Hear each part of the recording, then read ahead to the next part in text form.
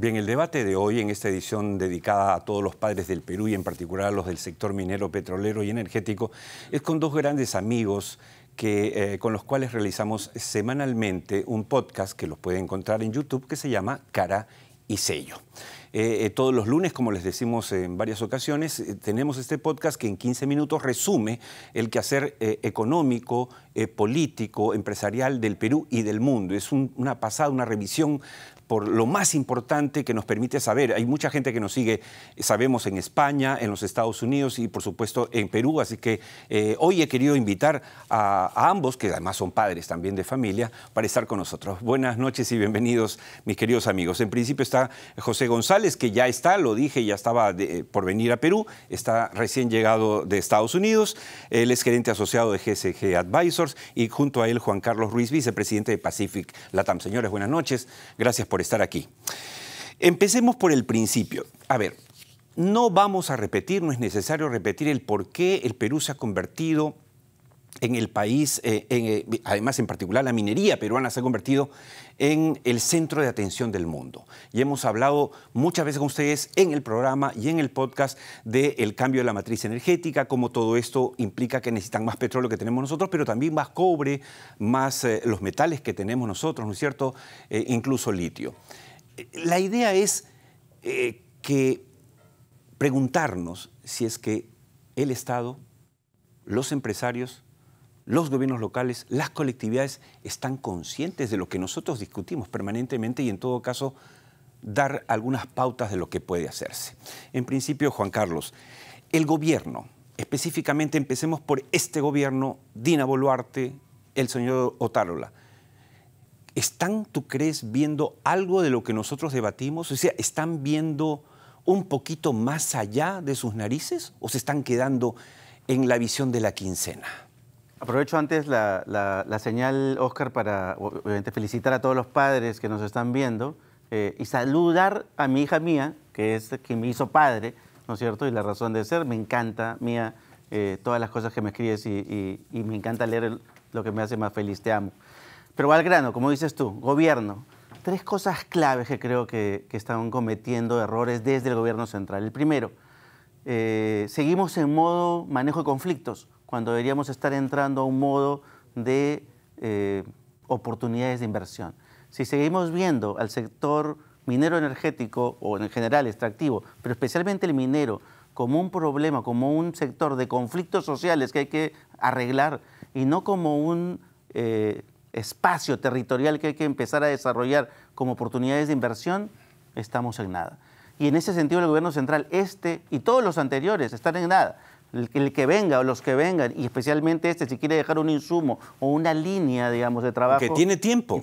Si es que va hasta el 26, hay tiempo. No es 2 meses peor lo que le queda. que anunciar que te vas a quedar hasta el 2026, ¿no? Políticamente hablando, eso es políticamente incorrecto. No se dice, se hace. Exacto. Pero bueno, segundo elemento clave, y es que además de crear, digamos, digamos, cambiar el chip del modo promoción de inversión, hay que tener actores y elementos del gobierno central para que esto suceda. Por ejemplo, los famosos prefectos, ¿no es cierto?, que tiene el ministro del Interior y que no saben qué diablos hacer con ellos, salvo movilizar políticamente o politiquería o tratar de organizar partidos, en vez de estar invirtiendo o perdiendo plata en ellos, debemos hacer lo mismo que hacemos con los famosos agregados comerciales en el exterior. Así como en el exterior tenemos gente dedicada a generar exportación nuestra, promoción de turismo, promoción de inversión, tenemos que hacer exactamente lo mismo hacia el interior del país. Y de eso vamos a hablar, José, tú siempre nos das domingo a domingo una perspectiva mundial para aterrizar en el Perú, porque eres un peruano que vive en Estados Unidos hace 30 años. Lo que está diciendo Juan Carlos, es decir, es que no estamos siendo capaces de leer lo que está pasando en el mundo. ¿Y nos está pasando lo mismo que a Chile, Colombia, o somos los únicos que estamos ciegos? Felicidades a ambos padres y a todos los padres que nos están viendo. Hay un evento en particular que subraya lo que acabas de preguntar y lo que decía Juan Carlos. La presidenta de la Unión Europea, Ursula von der Leyen, acaba de visitar Brasil, Argentina, Chile y México, después de la visita que hiciera el canciller Scholz alemán a Argentina y Chile, y acaba de firmar un acuerdo de la Unión Europea con Chile en provisión de litio, luego que Ford anunció un acuerdo de exclusividad con Sokimich para garantizar litio en el largo plazo. ¿Por qué von der Leyen no viene a Perú? ¿Por qué Scholz no vino a Perú? Porque hay una falta de proactividad de cara a la Cancillería y lo que decía Juan Carlos, las oficinas comerciales, de vender al Perú como destino minero, del potencial peruano. O sea, aquí hay un problema que no es del sector privado, es un tema de políticas públicas, ¿no? Estamos desenfocados en términos y salir del espacio del conflicto y vender la oportunidad, la posibilidad, lo que significa el Perú. Y no es que haya ausencia de interés en el Perú. Recordemos que el Perú tiene las segundas reservas de cobre del mundo. El potencial de ser el primer productor del cobre, independientemente de lo que se diga del Congo, que lo hemos explicado en extenso, pero no hay una actitud proactiva desde el Estado de propiciar esas visitas de la Cancillería, de las embajadas para que sea incluido en esa agenda y del hecho que tenemos un gobierno estable independientemente de la duración que tenga y de un Estado que propicia el destino minero. Y reconocer interiormente, como dice Juan Carlos, como se reconoció con la cocina peruana, que somos un país minero y que es un potencial que debe beneficiar a la mayor cantidad de peruanos posibles. Claro. Sí, el problema, Oscar, es que el gobierno central ahorita está, en vez de dedicarse a poner el tema en la agenda país, está dedicándose a disputarse el poder o las cuotas de poder pedacitos de poder entre ellos mismos. Hoy, lo tenemos de muy buena fuente, y los periodicazos nos lo dicen acá cada día, hay una disputa evidente entre las cuotas de poder del premier versus las cuotas de poder de la presidenta y su hermano. Y se están disputando el poder, bajándose ministros, ¿no? O sea, jalándose la alfombra. Jalándose la alfombra entre ellos. Es una locura. Y hay un problema fundamental, que hay un enfoque en el problema y no en la oportunidad. Recordemos que ser emprendedor, empresario y ser pesimista es lo que los americanos llaman una contradicción en términos. Los emprendedores o los empresarios solucionan problemas. Los políticos tienen que tener un discurso constructivo, positivo, sino para que son políticos. Y eso es lo que nos está pasando en el sector minero. Ahora, siempre que conversamos, llegamos un poco a la conclusión de que el Perú adolece de tres cosas que son fundamentales: liderazgo, visión y empatía. Entonces, no hay líderes, no hay gente que tenga además visión más allá del fin de mes y finalmente empatía de saber qué es lo que sintoniza con la gente. El otro día incluso la presidenta, lamentables declaraciones, dice, la gente va a protestar, ¿quieren más muertos? Dios mío. O sea, como diciendo que si tú protestas vas a morir. No es así, por supuesto que no es así. Pero vayamos del gobierno, de la visión del gobierno, Juan Carlos y José, a la visión de los gobiernos regionales y alcaldes. Algunos dicen, oye, pero si son líderes de organizaciones criminales. No, pero no todos, digamos. Pero ¿cómo ellos deberían conectarse? ¿Cómo ellos podrían participar, y muchos nos ven, para conectar al Perú con ese potencial que tiene y que el mundo quiere aprovechar? Los gobiernos regionales y locales deben entender que los proyectos económicos, los proyectos empresariales, si se dan cuenta y lo ven bien, ocupan territorios que no están departamentalizados. Es decir, y ese es uno de los grandes problemas de este país. No hemos terminado el proceso de centralización adecuadamente. Convertimos 25 departamentos en regiones y no formamos las regiones de verdad. Entonces, claro, tenemos proyectos de gran inversión, especialmente los mineros, que pasan por varios departamentos, pero que realmente si uno los ve como proyectos de inversión económica, si vemos la región, deberíamos estar pensando ya en cómo unir fuerzas para empezar a armar naturalmente o por coalición política o por pactos políticos esas regiones. De hecho, los partidos políticos regionales deberían estar pensando cómo generar sus bases en esos departamentos para ir armando la potencial región a la que hay que empezar a conquistar para empezar a convertirse en fuerzas con otra visión. Y hay un tema, ¿no? Que discuten con Lima, ¿no? Cuando todavía vivía en Perú, José, y estudiamos en la Universidad de Lima, y vivíamos los 80s duros, ahí sí había hambre, había pobreza. Los recursos del Estado eran escasísimos. Claro, encima llega Alan García, primera parte, y nos destroza. Pero hoy no es esa la realidad, José. Como nunca en la historia del Perú, los gobiernos regionales y locales, muchos de ellos, no todos por cierto, tienen, por ejemplo, canon minero, petrolero, energético. pero ¿tú crees que están sabiendo qué hacer con ese dinero? Mira, en relación al primer punto, nos comentaba Margaret Myers, que es la especialista en las relaciones China-América Latina en el diálogo interamericano en Washington, hace como 6 semanas que la visitamos para tener una sesión sobre esa relación, que dice, tú no entiendes el modelo capitalista y de desarrollo chino sin entender el rol de los alcaldes en China.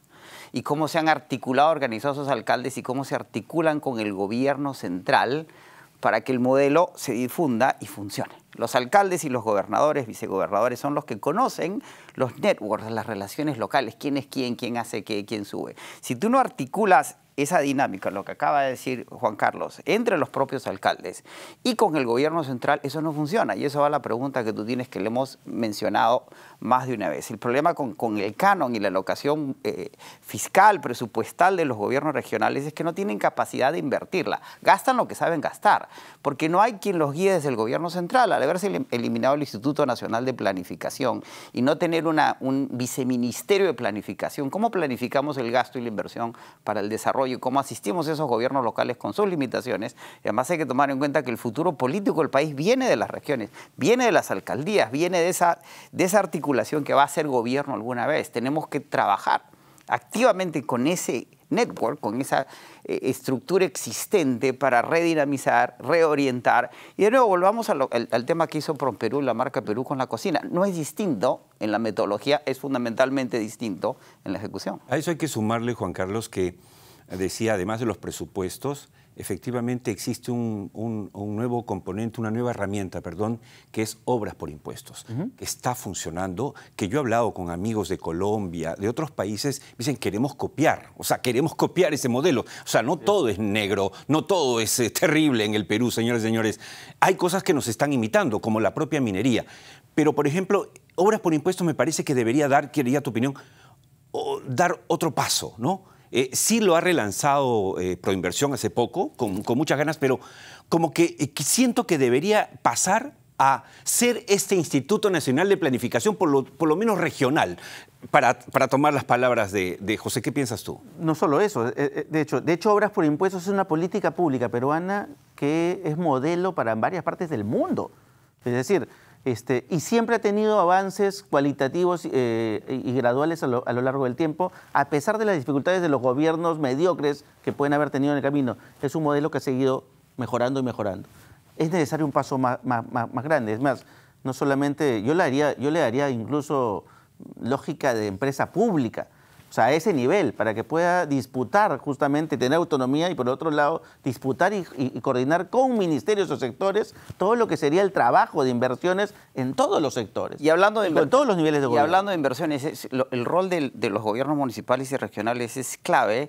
Y lo que hemos mencionado en el pasado, economía solidaria, inclusión financiera, democratización del capital. Tenemos que dejar esta obsesión de un modelo que se creó en un momento crítico cuando salíamos de la hiperinflación. Que concentra, que acumula. Que está obsesionado con el crecimiento y la inversión extranjera. No se puede negar que tenemos que crecer y la inversión extranjera es necesaria y positiva, pero tenemos que empezar a pensar en el largo plazo, desarrollo y el uso de la solvencia doméstica que hemos creado en estos últimos 30 años.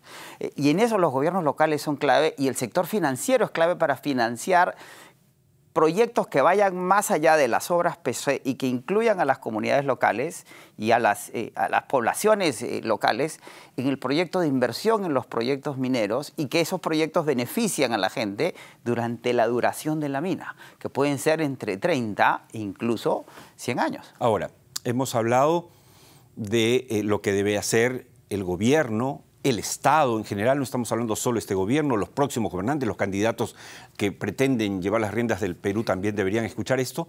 Hemos bajado luego a los gobiernos regionales y locales y la otra pata, además de las comunidades, por supuesto, que deben hacer lo suyo, son los empresarios. Los empresarios, yo siento, Juan Carlos, que están bien intencionados, pero que tampoco tienen como una brújula, como que creen que lo suyo es sacar minerales, extraer petróleo y pagar impuestos y, bueno, ayudar de alguna manera al entorno. Y no es que esté mal, la pregunta ¿es suficiente? A ver, el último barómetro de la confianza, que es ese estudio que hace Edelman a nivel mundial sobre la confianza ciudadana en el sector público, el sector privado, el tercer sector o las ONGs, digamos, y los medios de comunicación, vuelve a reiterar por tercer o cuarto año consecutivo que el ciudadano, la persona en la que más confía es el líder empresarial, y su líder empresarial, el de su empresa. Lamentablemente en este país, nuestros líderes empresariales están más cercanos a un perfil de generación que se va, de generación que viene. Y ese chip también tiene que cambiar. Es decir, nuestros empresarios tienen que conectar y no conectan. Y eso se debe a una mala lectura de la realidad nacional. Siguen pensando que el lugar en el que están se debe a una consecuencia, un privilegio que merecen porque son empresarios y no a una condición que se gana porque compites, porque eres eficiente, porque eres efectivo y porque eres mejor que los demás. Porque eso es el desarrollo capitalista popular o de otra manera que enseña justamente el capitalismo per se. Ese capitalismo se confunde acá y creen que el mercantilismo es capitalismo y no lo es todo lo contrario. Entonces, ahí hay que descubrir si es que existe una nueva generación empresarial a la que habría que empezar a impulsar de una vez para que reemplace de una vez a esa casta de dinosaurios empresarios viejos que ya hay que sacarlos de escena, hay que jubilarlos de una vez, hay que mandarlos a casa a descansar y hay que generar empresas que empiecen a conectar con esas regiones, con esos actores sociales, con esos actores políticos, locales, regionales, con los cuales tienen que empezar a trabajar y verlos de otra manera. Son futuros socios, son potenciales socios, no son sus peones, no son sus empleados, no los vean como sirvientes, son potenciales socios y eso es lo que les están diciendo a gritos con las marchas. Queremos que nos vean igual. Complementando eso, un dato para los televidentes, escuchen esto. Obviamente porque hay que ir a la fuente, es lo que decimos siempre cuando presentamos el podcast, decimos que son opiniones bien informadas. El asunto es el siguiente, ¿saben ustedes, amigos de Tierra Adentro, cuánto gana, cifras oficiales, cuánto es el ingreso mensual promedio del peruano formal? 2.009 soles. ¿Saben cuánto es el ingreso promedio mensual del trabajador informal? 839 soles. Les pido que se pongan la mano en el pecho y piensen, ¿yo podría vivir y mantener 4 hijos con 839 soles o con 2.000? Ahora, esto lo toco, José, para preguntarte, ¿es posible que los empresarios ayuden, complementen las falencias del liderazgo estatal en esta realidad, en esta coyuntura tan dura? La clave de todo sector privado, y hoy día lo estamos reconociendo, hay una reevaluación del capitalismo a nivel internacional que viene de Davos, además, no viene de las ONG, no viene del caviarato, viene dentro del propio corazón del capitalismo global, que tenemos que dejar el capitalismo de Milton Friedman, de los accionistas de hace 40 años, y pensar en un capitalismo de los involucrados, de todas las partes que están involucradas en el desarrollo empresarial, que no solo son los accionistas, los propietarios, sino los trabajadores, los clientes y el gobierno. En la pandemia, en la pospandemia descubrimos cuáles son las limitaciones de lo que puede y no puede hacer el sector privado. El sector privado emprende y administra empresas y articula con el sector público los intereses sociales y el beneficio más amplio posible de las cargas fiscales en sus redistribuciones. Y hoy día queda claro que viene un nuevo ciclo progresivo a nivel global, que hay que ayudar a ese 40% de la población global, que eso sucede en todo el mundo, no solo en el Perú, que ha quedado muy afectada en la pospandemia. Y en eso sí el sector corporativo tiene que tener un rol fundamental en articular. La empatía de la que hablaba su Y lo que acaba de mencionar Juan Carlos, tienes que lidiar con el gobierno que te toca, no con el gobierno que te quieres, porque el gobierno lo elige la gente. La democracia es un sistema representativo basado en experiencias, no en conocimiento, ¿sí? Y la experiencia de un campesino en Apurímac es la misma que un doctor de Harvard, porque es una experiencia de vida. Y mi vida vale tanto o más o igual que la de doctor de Harvard. Y el sector privado es fundamental en eso porque es el que asume ciertos riesgos, pero tiene que pensar corporativamente. Tenemos un empresariado global que hoy día invierte masivamente en el Perú, lo que está haciendo American Lithium en Falchani, apostando a que el Perú puede ser una potencia de litio, no de las 5 primeras, pero entre las 10 primeras, lo que está haciendo Grupo México en el sur del Perú, en el cobre. Es decir, el Perú es una meca minera, en la que todas las corporaciones globales y el abanico de exploración que vemos en el Perú es excepcional. Es Singapur, China, aquí está todo el mundo. Y tenemos que entender eso, articular eso para dar el siguiente salto. Ese es el sector Ese es el rol del sector privado. Para dos intervenciones de 30 segundos, ya nos gana el tiempo. Juan Carlos, mirar a los pobres, a los menos favorecidos del Perú, como resentidos sociales, ¿nos lleva a algún lado? Es un grave error, ¿no? Es un grave error de percepción, porque en realidad, o sea, el resentimiento no está en la persona, sino en quien percibe eso. En realidad parece que el resentimiento está del otro lado. Lo que existe al otro lado es un reclamo, un claro reclamo de quiero tener lo mismo que ustedes. Y es un reclamo y es un derecho. Entonces hay que reconocer al otro como igual. El resentimiento lo ve quien no considera al otro como igual, ¿no? De acuerdo. Y José, yo tenía una presentación que hice hace poco en México y a los mexicanos les puse una lámina que decía en el Perú no hay suizos. Básicamente para decirles que si quieren vivir como en Suiza, se vayan a Suiza. Que en el Perú hay peruanos como en México hay mexicanos, en Colombia hay colombianos, en Argentina argentinos.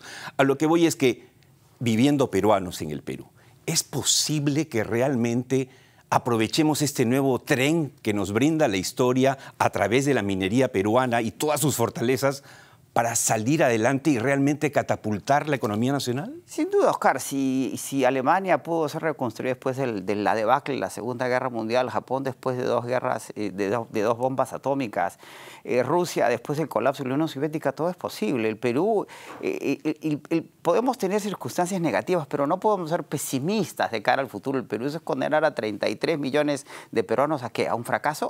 Y el Perú no va a ser Somalia, ni Haití, ni siquiera Afganistán. Aquí es cuestión de organizarnos, entender el largo plazo y prepararnos a un futuro que es únicamente promisorio. De acuerdo, muchas gracias Juan Carlos Ruiz y José González. Recuerden, todos los lunes en la tarde ustedes pueden entrar a YouTube y escuchar el podcast de Cara y Sello en 15 minutos. Muchas gracias, señores, muchas gracias.